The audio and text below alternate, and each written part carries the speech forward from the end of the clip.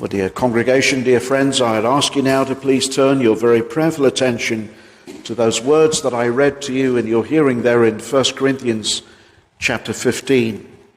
We come now to our third sermon in this chapter, and we arrive this evening in verses 12 to the verse 19. We'll possibly get a little bit further, maybe not, I don't know. But this evening for our consideration, we'll be starting from the verse 12. We finished at verse 11, and we want to consider the arguments. We could write the arguments for the resurrection. That's really what we see here.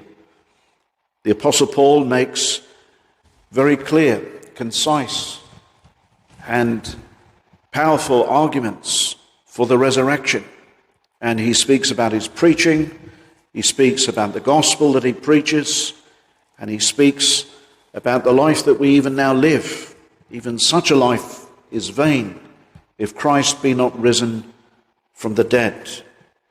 Now, by way of introduction, you remember last week in verses 5 to 8, we saw a number of groups of witnesses of the resurrection.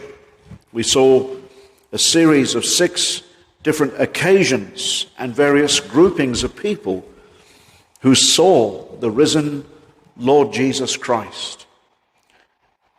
Look at verse 5 to the verse 8, but I'll read from verse 3, and Paul here is speaking about the gospel which he preaches, which